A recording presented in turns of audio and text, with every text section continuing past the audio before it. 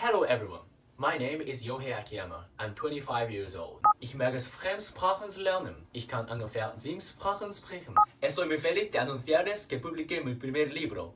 È sobre el aprendizaje de idiomas. In questo libro c'è scritto come ho fatto ad imparare tante lingue. لم أعيش أبدا في الدولة الأجنبية ولم أدرس أبدا بالخارج. 단어랑 투하사야 tidak berbahasa Inggris. 그러나 일본에 있으면서 많은 언어를 배울 수 있었던 겁니다. Eu não sou um especialista em idioma, então o que está escrito nesse livro não é um conhecimento especializado.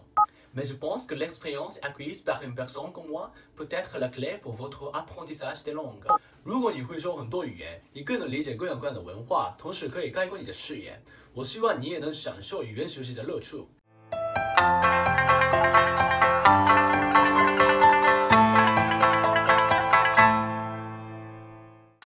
嗨，こんにちは，大家好，我是会说很多语言的日本小狗秋香。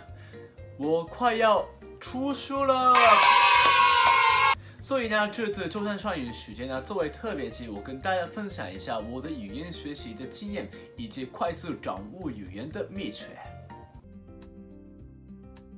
東大の薬学部に入ってから自分の人生と薬学部が合ってないなということに気づきました。ですから自分で自分の強みっていうものを作っていかなきゃいけなかったわけですね。その中で思いついたのが言語学習だったわけです。英語もあまり話せない人がほとんどの日本において、もしいろんな国の言葉を話せたらいち早く自分はアイデンティティを見つけられるんじゃないか、そういうふうに思って言語学習を始めたわけです。僕は成功する人は唯一無二の存在になる必要があるというふうに思っています。私にとって言語学習はより早く自分を唯一無二の存在にさせてくれる一つの武器なのです。我的语言学习的建议主要有2个。第一个就是不要学习不需要的东西。我们在书店里买的参考书有很多的单词和语法，很多人认真的从第1页开始记所有的单词到最后1页，但是因为大部分都是没机会利用的，所以没动力就放弃了。海外归国子女通过生活自然的学习语言，所以他们只有真的需要的单词才记忆，语法问题不太关注。我们学习语言的时候，我们让自己的语言学习的环境像货车一样。This is a pen， 到底什么时候使用呢？在日本常常听说这句话，但是我觉得这才是语言学习的本质。では具体的にどうしたらいいのか。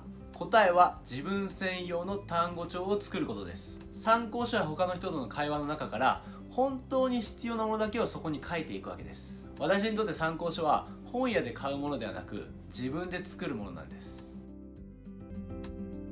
那么学习新的语言的时候，我们怎么知道自己需要什么东西呢？我没有学习语言的经验，所以目前无法知道各个单词是否常用。不用担心，你已经有会说完美的语言了吧？就是母语。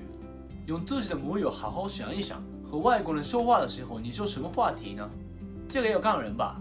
但是一般来说，自我介绍、爱好、自己国家的文化这样的内容常常出现吧。所以我开始学习新语言的时候，我先学习聊天能够用得到的东西。では初めの段階で必要な単語ってどのくらいなんでしょうか。私は10種類の言語を学んだ経験を通じて、だいたい最初に必要なのが200単語であることに気づきました。私はこの200単語を犬かきの単語と呼んでいます。私は言語学習は水泳に似てると思っています。ずっと文法を勉強しているのは陸の上でクロールのフォームを練習しているようなものなんですよ。たとえ陸上で完全にマスターしたとしても、いざ水の中に入ってみると水圧、水の中の恐怖、こういうもので結局学んだ知識は発揮されないんです。犬かきを覚えてしまえばすぐ水に飛び込んだらいいんです。初めは苦しくても水の中で進むための技術がどんどん磨かれていって、最終的にはより早くゴールへたどり着けるんです。言語学習もこれと同じです。本当に簡単な基礎だけ学んだらすぐ外国人と話せばいい。初めは大変でもすぐに話すために必要なものが身についていって、結局ずっと文法を勉強しているより早く言語を学べるわけです。第2个建议就是积极的和外国人说话。有些人说我的外语发音很差，但是语言是让对方理解我的意思存在。虽然我的发音还不完美，但是只要对方理解我说的话，就实现了目的。不少人因为觉得自己的口语还不好，就有意和外国人说话，但这太浪费时间了。实在对方没有那么严格。比如说，我发微博的时候有毛病的话，就宽容着你们留言给我修改。现在你的语言能力可能已经过了，别害羞，拿出勇气，就开始语言学习的流程吧。言いたいことはわかります。語学検定は完全に言語能力を反映していません。しかし語学検定には他のメリットがあるんです。言語学習を始めた時、初めは何を勉強していいかわからないものなんです。この状態が続くとモチベーションが下がってしまいます。しかし語学検定を受けると決めたら、今何するべきかがはっきりしますよね。合格に向けて必死に努力する中でモチベーションも保たれるし、自然と言語が学ばれていくんです。つまり語学検定は良い言語環境を作るための武器なわけです。我部分同意这个意见。像翻译这种直接用语言能力的工作可能会减少，但是我本来就不打算做这样的工作。我学习语言的理由就是，语言是打开对方的心灵的武器。如果你用英语的话，你说的话只能到达对方的耳朵；但是如果你用对方的母语的话，你说的话可以到达对方的心底。只有使用对方的母语说话，才能实现心有灵犀的感觉。我有很多的这样的经验，这个就是翻译器绝对不能实现的事情。